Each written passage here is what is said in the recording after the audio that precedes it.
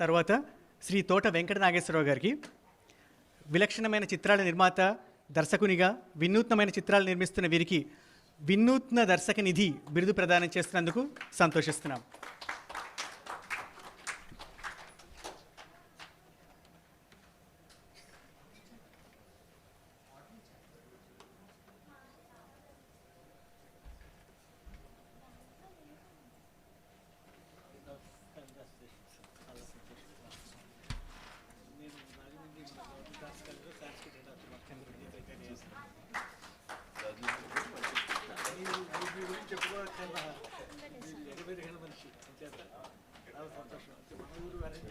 అంటే మా భీమ గారి బాధ ఏంటంటే నేను ఓవర్ లిమిట్ దాటి నన్ను నేను కించపరుచుకుని ఆరోగ్యం పాడు చేసుకుంటున్నానని ఆయన బెంగ.